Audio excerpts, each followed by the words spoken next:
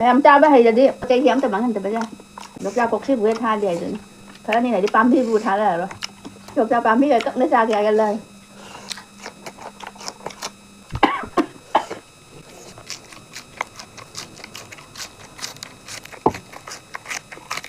hậu bên đó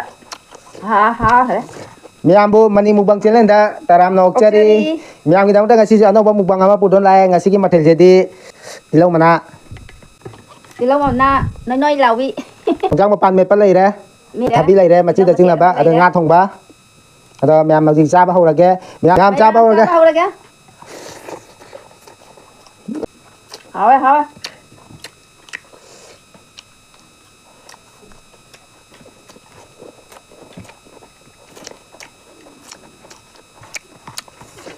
ra thế là được nó pan thì khá là cái làm được hay ngạ mà mày thôi mày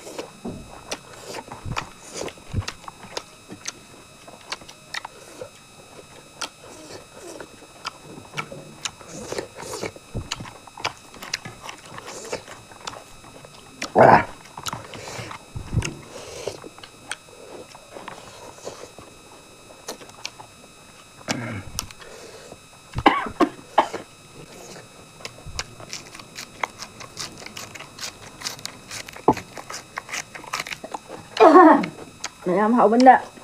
ha hả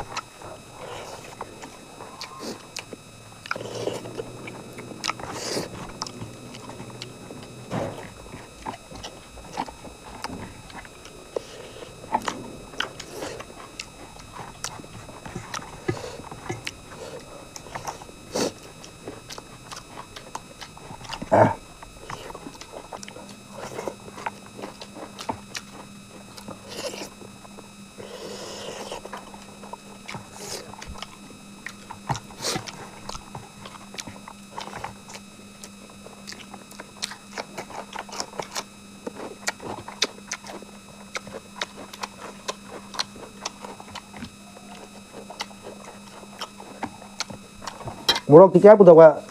Coba aja dah, nanti.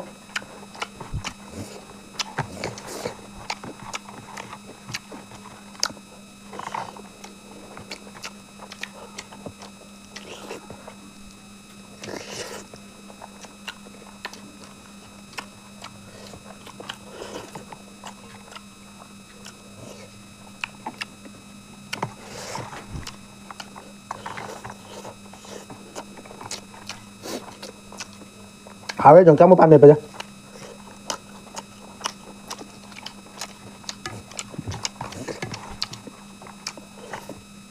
những video hấp dẫn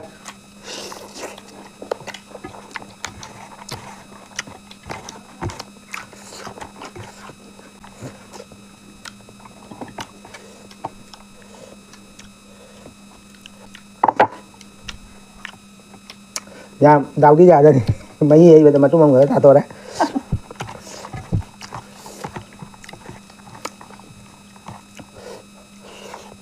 thấy mà mấy trâu rồi mà mình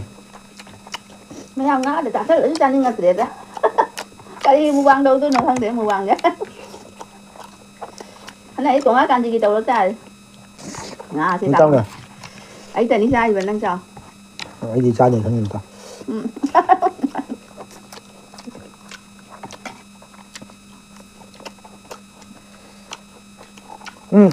dùng rác cái thứ mà hỏi dùng rác cái mà phản cái mà hỏi cái mà hỏi mà này ấy cái hỏi quá sao ini sai bakal di sini pilih sini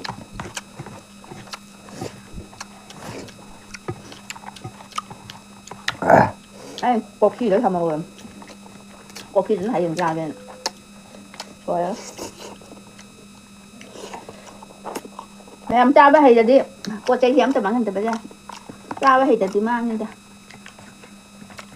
Được ra cột xí vừa tha đi rồi. Cái này đi bám đi vừa tha là rồi. Được ra bám đi rồi tận nó ra kìa cái lời.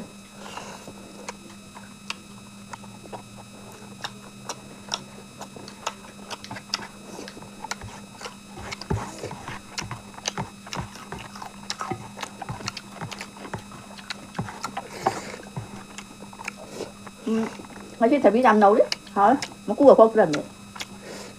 nấu mình nè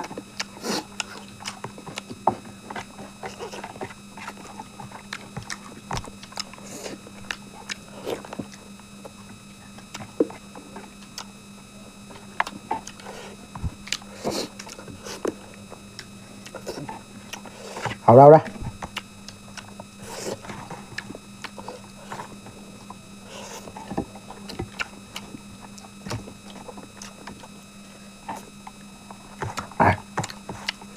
자, 그럼 여기가 잘 나기도 하네.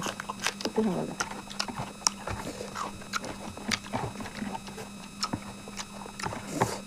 Em cho cái không rất là là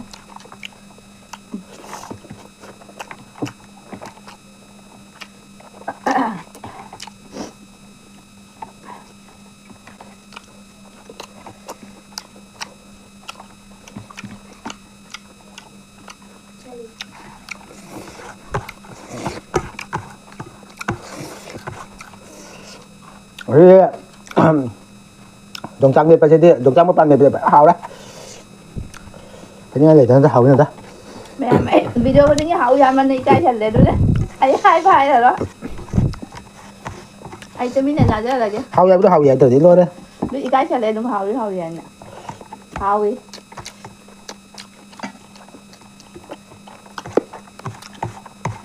hậu đi hậu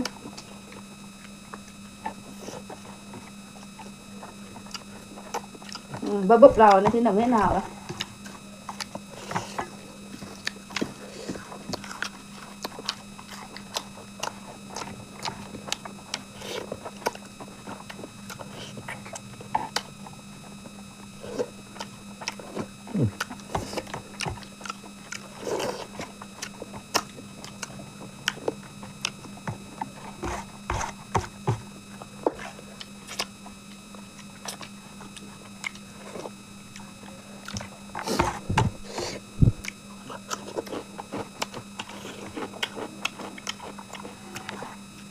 lắm nào được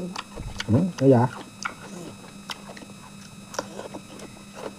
làm cha đi phải đánh cha đi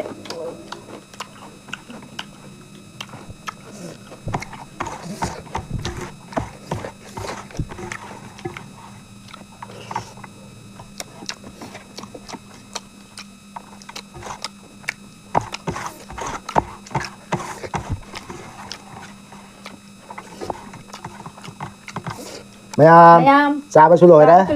sao lồi là banana mà tăng thì ta cánh ra là gì bye bye mà tăng cái next video ta phăng này bye